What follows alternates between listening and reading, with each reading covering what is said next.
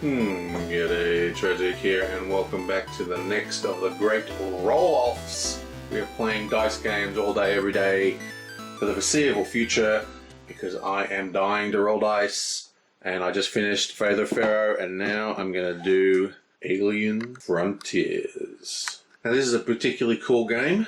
It's a versus game where you play each other, but it uses all open information, so it works very well solo, because you're rolling dice, so you can't really plan too far ahead.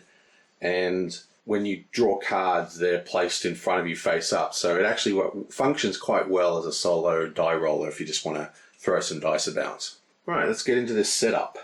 Now this game, I have these kind of fancy dice for it,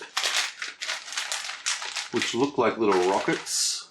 And they're very, very good in theory. You kind of roll them like that, you kind of roll them down your hand. But this game requires you often to pick dice up.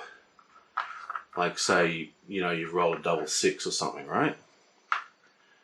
And it's just impossible. Like the amount of, because basically they're not flat on their side. So if you pinch them, they roll like that.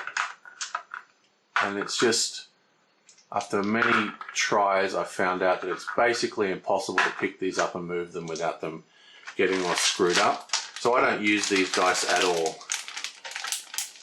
Nope, we're using normal dice. Just the normal D6s is all we need. Now there's a number of expansions for this game.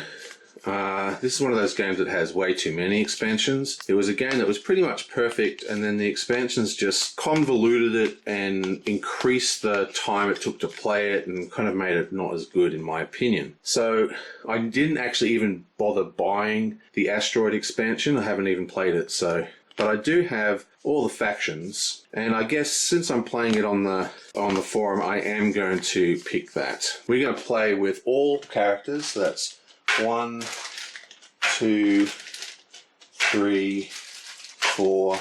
Now, there is a 5th character added in one of the expansions, but we're just going to play with 4 because I much prefer the 4-player game. So we're just going to shuffle these boards and randomly draw a faction tile for each player. 1, 2, 3, 4. Sweet! What I might do is I'll just use one of the alien ship tokens I have for the alien ship here.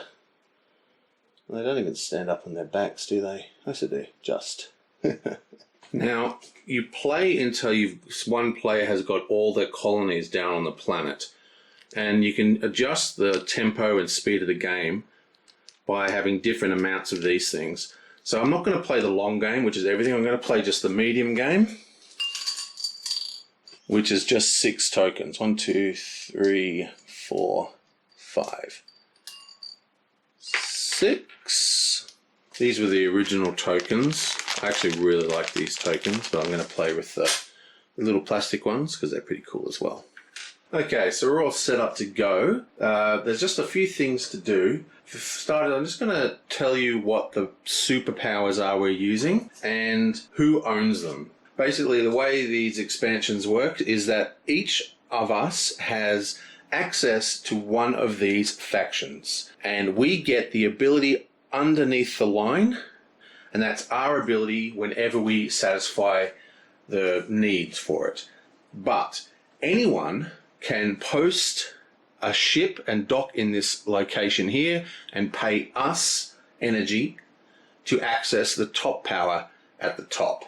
Now these abilities are often extremely OP and unbalanced, which is why I don't usually play with them, but I thought it's been a while since I played this game, so why not play with factions and just reevaluate my opinion on it. The purple player, whenever he builds a ship, he can roll it immediately and use it in the same turn that he builds it.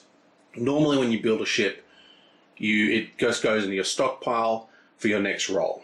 Other people can build at the scrapyard by paying him by docking any dice of any sort. They don't have to match. See, normally when you build ships, you need a pair. But with this guy, you don't need a pair. But you still need to pay the usual construction costs. This one here is pretty interesting. It's very strong. Basically, the owner gets to discard agenda cards and he can get 3 energy or a piece of construction material. Then he gets to draw an agenda card. So basically he has permanent 3 energy and a cube. It is, like I said, these are very bonkersly powerful. But other people, they can dock at the space here and they can draw as many cards as their ship value and then keep 1 and discard to their hand limit. These guys basically have, they're basically a mining concern, oil company or whatever. So they take energy every turn, 1 energy every turn. It's not as good as this one. And for every territory they control on the planet, they'll also get an extra energy. Now, other people can dock a ship here at the facility to pay 2 fuel to the stock, but it's 1 fuel to actually use the facility.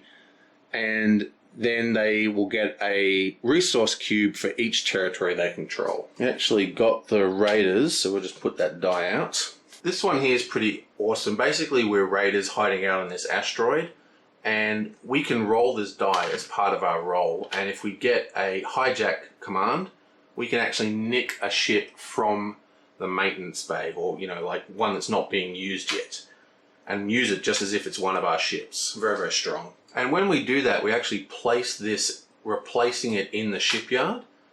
And then once it's there, anyone can access here to pay an energy to move this to the lunar mine and will gain a token. And that's really interesting because it won't actually affect, this will always trigger no matter what value as at the lunar mine. Now I'll go through all the other locations as we play. This is another quick dice game. Just a lot of rolling and some decision making, and I will see you guys next time.